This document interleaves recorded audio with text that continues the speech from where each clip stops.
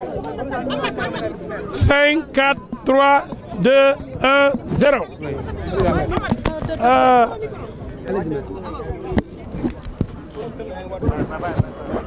Le tribunal de grande instance de Dakar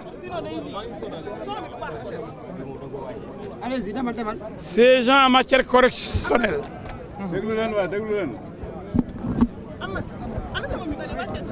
a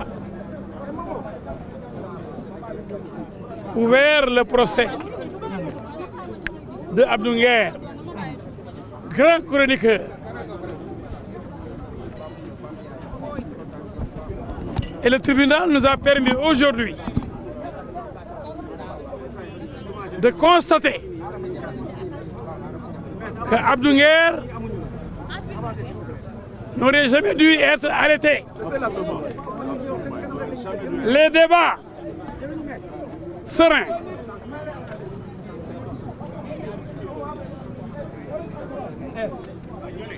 ont prouvé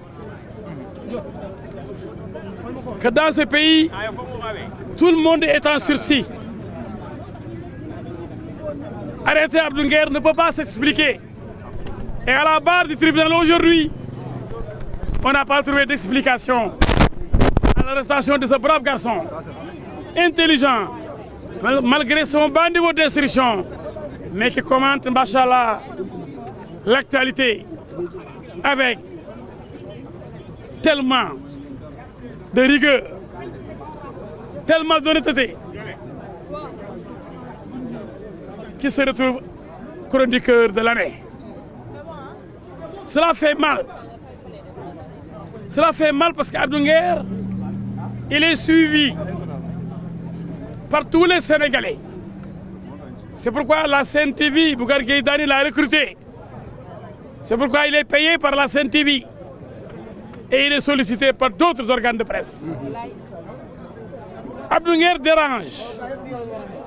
Les débats d'aujourd'hui, à la barre du tribunal, ont prouvé, Dessan, que ce garçon avait raison sur tout le monde, qu'il faisait correctement son travail, qu'il n'a pas dénigré, qu'il n'a pas diffusé de fausses nouvelles, qu'il n'a pas offensé le chef de l'État, qu'il n'a pas fait l'apologie des crimes et des délits.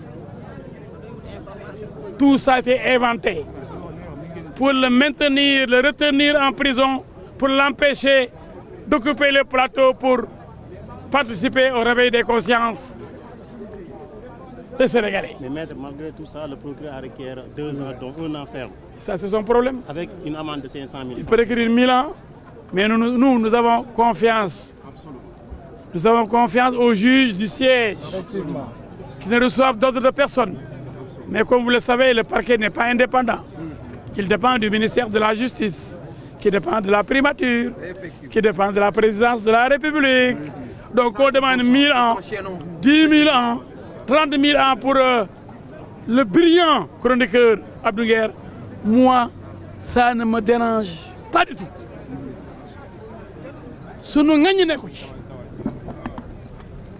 À la limite, ça nous fait rire. Parce qu'il n'y avait pas matière à entrer en voie de condamnation. Parce que pour la division de fausses nouvelles, il faudrait qu'on nous montre la nouvelle avant qu'elle soit fausse. On ne nous a pas sorti une nouvelle. Parce que même dire qu'on doit faire l'autopsie de Badio Camara, feu Badio Camara, président du Conseil constitutionnel, ça c'est pas une nouvelle. C'est ça qui a été retenu contre les deux dans un premier temps. Et alors que même Abdou Nguer, numéro 1, le vrai, n'a jamais parlé d'autopsie du corps de Badio Camara. C'est le faux Abdou Nguer qui en a parlé. Tous les deux ont été arrêtés poursuivis pour diffusion de fausses nouvelles. Mais gars, il y a bien extraordinaire. Il n'y a même pas de nouvelles pour qu'elles soient fausses ou vraies. En disant qu'il faut une autopsie du corps de Badio Camara, où est la nouvelle? Gars, où est la nouvelle? Je m'adresse aux Sénégalais. Où est la nouvelle? Pour qu'elle soit fausse ou vraie. Mais à défaut, il a parlé au nom du peuple. Qui? Non, non, non, non. Écoutez, c'est moi qui parle ou c'est vous qui parlez? Je vous laisse parler. Je vous laisse continuer les trucs si vous ne pouvez pas laisser parler. Soit c'est moi qui parle, soit je m'en vais. Vous ne pouvez pas parler en même temps que moi quand même. Continuez. Je dis que, en retenant que le faux Abdou Nguer a dit qu'il fallait une autopsie du corps de Badio Camara, en retenant que ça c'est une division de fausses nouvelles, je dois retourner à l'école chinoise ou grecque. Mais on ne parle plus français chez nous. Demandez quelque chose, ça c'est une division de fausses nouvelles. Demandez une autopsie d'un responsable d'une grande institution comme le Conseil constitutionnel. Mais le procureur a dit ici qu'il fallait autopsier le corps de Moustapha Ba, feu Moustapha Ba, ancien ministre des Finances. Est-ce que le procureur, à l'époque, avait fait une division de fausses nouvelles? Est-ce que le procureur avait divisé une fausse nouvelle en demandant l'autopsie de Moustapha Ba? Quand quelqu'un demande l'autopsie de Badio Camara, et on dit fausse nouvelle. Ouais, mais il faut qu'on retourne au français. Vrai, mais pas au français ivoirien, mélangé. Même si le français est massacré, la nouvelle, ça signifie quelque chose, la nouvelle. Un secret, une information qu'on vient de sortir et qui n'est pas vraie. Quelle est l'information sortie par Abdou Nguer et mensongère? Donc il n'y a pas de division de fausses nouvelles.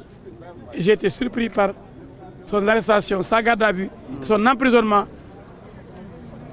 et même son renvoi devant le juge d'instruction pour une nouvelle qui n'a jamais existé. Pour qu'elle soit fausse ou vraie. Deuxièmement, on lui reproche offense au chef de l'État. Mais vous avez dit que le président, on peut le critiquer? Michel, laissez-moi parler. Offense au chef de l'État. Si vous répétez toute ma plaidoirie d'une heure de temps, vraiment vous allez le retenir ici. Je dis qu'en disant qu'il y a un écart de 104 milliards,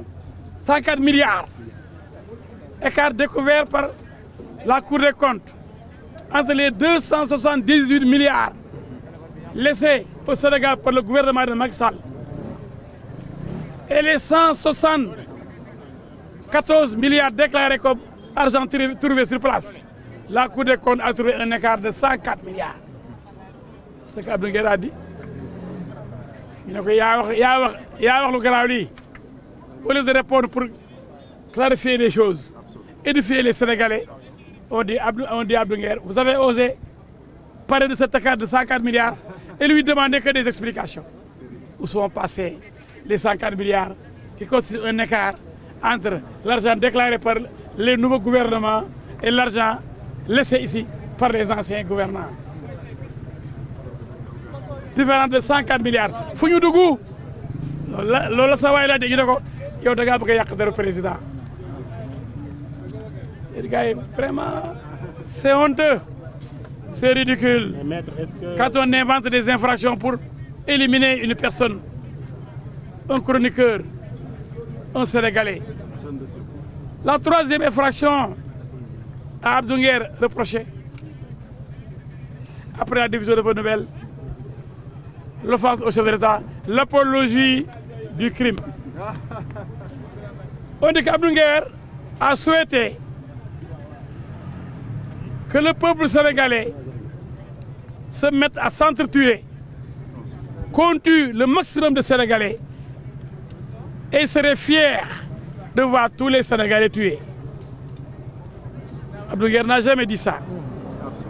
C'est ce qu'on appelle en Wolof sauce. D'un corps social. Donc la fausse nouvelle ne vient pas d'Abdou Nguer, mais vient d'ailleurs. Ça, c'est une fausse nouvelle qu'on a voulu coller à Abdou Nguer. Cette apologie qui n'existe point dans le discours de M. Nguer. Donc pour ces trois infractions, on les a battus en brèche. On les a écartés après les débats. Et je suis sûr que le tribunal est édifié, qu'il va relaxer purement et simplement.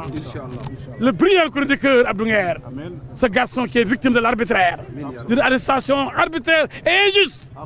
Et je pense qu'il va recouvrer la liberté, parce qu'il a déjà conservé sa dignité. Il est resté digne, digne. C'est pourquoi le parquet a dit qu'il était arrogant. J'ai dit au parquet, il n'est pas arrogant. Il est digne. Il n'est pas arrogant. Mais il est sûr de lui.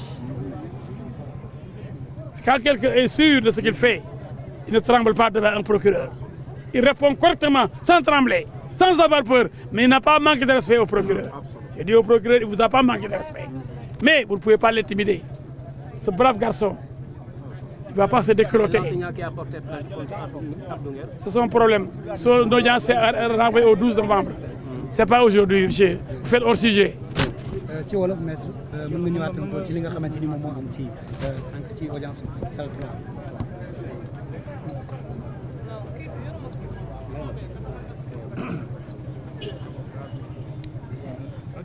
ñu bàyyi la nga ci wolof tey jii lu bëri leer na tey ci tribunal correctionnel bu Dakar ñu doon àtte Abdou Nguer